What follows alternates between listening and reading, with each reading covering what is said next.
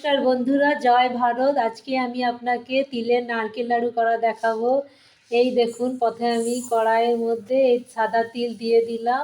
এটি আমি হালকা গরম করে নেব, লাল করে নেব। বেশি লাল করব না, যাতে গুণটা নষ্ট হয়ে যাবে এবং তিতো হয়ে যায়, তেতোটা থাকে, এই জন্য হালকা লাল করে নিচ্ছি। দেখুন, আমার তিলগুলো হয়ে গেল হালকা লাল করা। এটা আমি সরিয়ে রেখে দেবো। এরপরে আমি প্রথমে কড়াইয়ে নারকেল দেবো, তারপরে গুড় দেবো। নারকেলটা আমার কোড়া হয়ে গেছে। এটি আমি হাত কুড়ুনি দিয়ে কুড়লাম, তাই জন্য একটু মোটা মোটা হয়ে গেছে। এবার আমি এটাকে কড়াইয়ে চাপিয়ে দেবো। এবার আমি প্রথমে কড়াইয়ে নারকেলটি দিয়ে দিচ্ছি। আঁচটা কমিয়ে রাখতে হবে, কারণ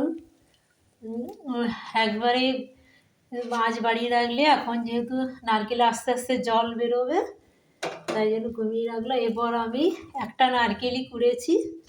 এবার আমি এর মধ্যে 250 গুড় দিয়ে দিচ্ছি। এবার আমি কড়াইয়ের মধ্যে এই 250 গুড় দিয়ে দিলাম। এটি হচ্ছে পতঞ্জলির গুড়, কারণ এটি জল বেশি বেরোয় না। বাজারে যে গুড়টা থাকে আপনার, সেটা ভেলি গুড় থাকে। ওই ভেলি গুড়ে প্রচণ্ড জল বেরোয় এবং অনেক সময় লাগে, কিন্তু এটা তাড়াতাড়ি হয়ে যাবে, এটা এত সময় লাগবে না। এবারে ভালো করে এটি হাত দিয়ে মাখিয়ে আর নাড়াচাড়া করে একটু জোর বাড়িয়ে দেবো, যাতে তাড়াতাড়ি এটা হয়ে যায়। আর তিলটা এখন আমি সরিয়ে রাখলাম। তিলটা নামাবার একটু আগে দেবো, কারণ এটা তো ভাজা হয়ে গেছে, তখন মিশিয়ে দিলেই হয়ে যাবে। এটা চাপানো মাত্রই দেখুন জল বেরিয়ে চলে আসছে। এবার তাড়াতাড়ি হয়ে যাবে। আমি এখানে লোহার কড়াই ব্যবহার করে থাকি এবং কাঠের খুন্তি, কারণ অ্যালুমিনিয়াম ক্ষতি করে আর নন স্টিকও ক্ষতি করে। এই জন্য আমি অ্যালুমিনিয়াম আর নন স্টিক ব্যবহার করি না, লোহার কড়াই করি। আয়রন খাওয়া ভালো অ্যালুমিনিয়াম খাওয়ার থেকে। এই কড়াইটা একটু ছোট হয়ে গেছে, একটা বড় কড়াই নিতে হবে।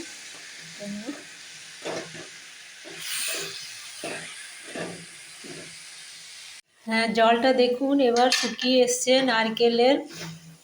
এবার আমি আর একটু সামান্য বাকি শুকোতে, ততক্ষণ আমি এই তিলটা ঢেলে দিলাম। নিয়ে তিলটা ঢেলে দেওয়ার পর এবার ভালো করে নাড়াচাড়া করে দেবো। দিয়ে আর একটু শুকিয়ে গেলে এটাকে নামিয়ে নেব।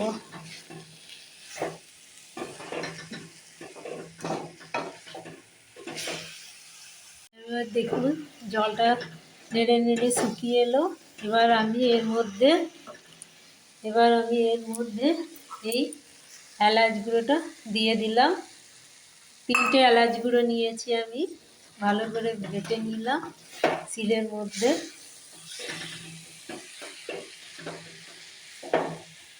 এটা খেতেও খুব ভাল লাগে।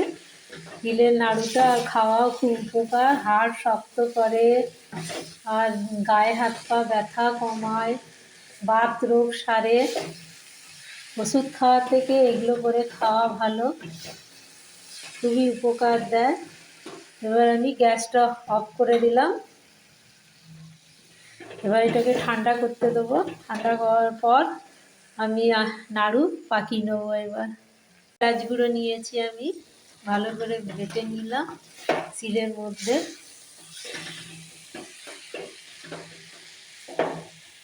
এটা খেতেও খুব ভাল লাগে।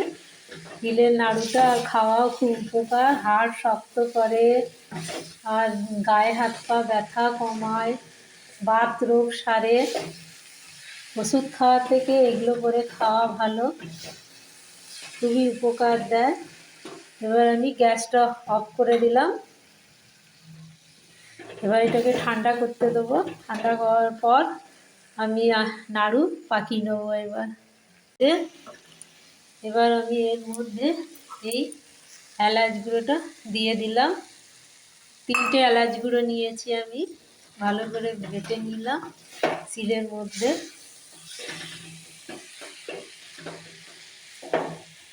এটা খেতেও খুব ভাল লাগে। তিলের নাড়ুটা খাওয়াও খুব উপকার, হাড় শক্ত করে, আর গায়ে হাত পা ব্যথা কমায়, বাত রোগ সারে।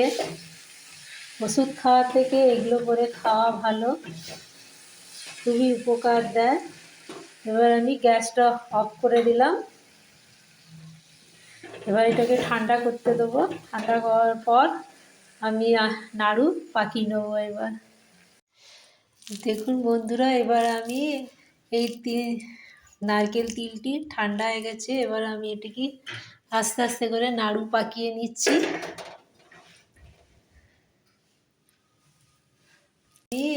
এই নারকেল তিলটি ঠান্ডা হয়ে গেছে। এবার আমি এটিকে আস্তে আস্তে করে নাড়ু পাকিয়ে নিচ্ছি।